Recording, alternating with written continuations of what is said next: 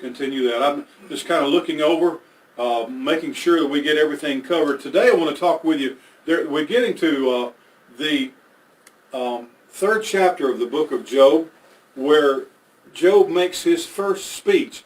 Last week we concluded the last part of chapter 2, where Job's three friends, Eliphaz, Zophar, and who am I leaving out? Well, I used to know all three of Job's friends: Eliphaz, Zophar, and Bildad. That's all of them. Too much medication, lots of vitamins. Well, they've helped, but they've also blanked parts of, killed lots of brain cells. They came and they just sat down with him for 7 days.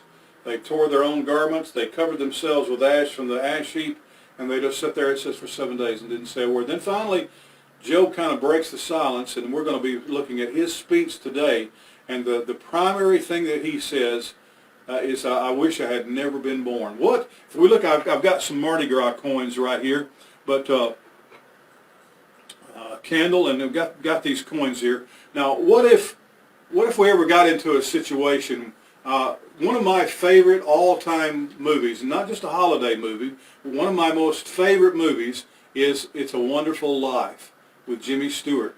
And he made a wish that happened to be overheard by an angel. He made a wish that he wished he had never been born. And so that movie is about what life would have been like in his family and in that little town if he had never been even born. So I'm going to take one of these Mardi Gras coins right there, and what if we'd never been born? I actually wrote a short story several years ago. I was in need of a different perspective in my life, and I needed to look at wondering what my life might have been like and how things would have been different in my life if I had been in complete control of my life and been able to take things and change them. If you've never done that, then I recommend that as something, as a possibility, as something that you might want to do, something that might give you a different way of looking at things. What if you were in control of your whole life and you could make things different? I think that there's a great possibility that we might make a complete and total mess of our lives. How would things have been different if Job had never lived?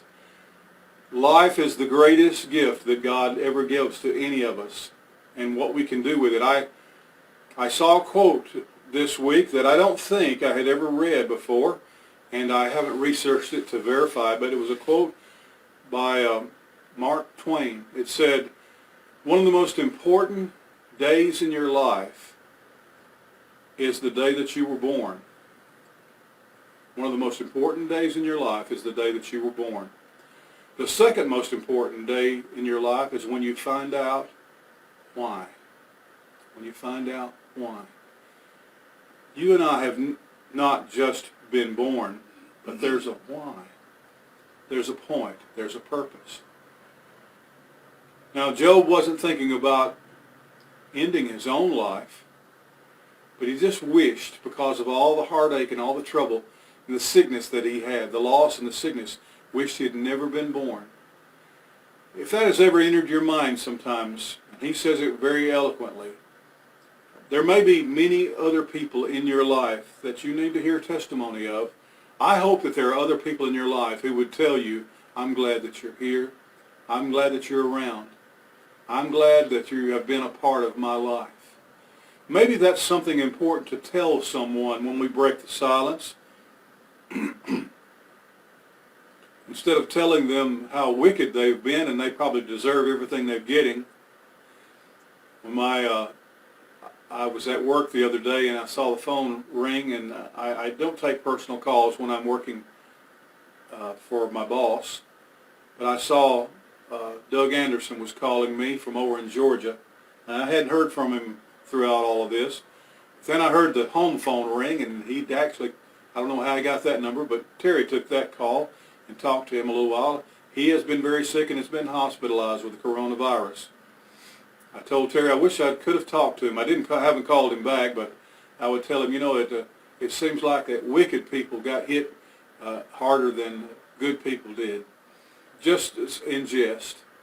But he certainly has been a person whom I've been so glad that he was a part of my life, and an unforgettable, life-changing part of my life, just simply because he was doing what God asked him to do, and that made it important to me and in my life too.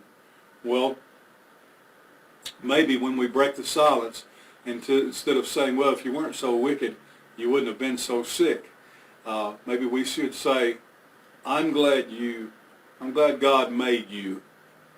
I'm glad God put you in my life. I appreciate just your very presence in my life and what God's been able to do in and through you just for me, and I want to thank you. That's something. I think if you had never existed, if you just vanished in a puff of smoke and fire, if you had never been born, things would have changed in a great many ways that you perhaps do not realize.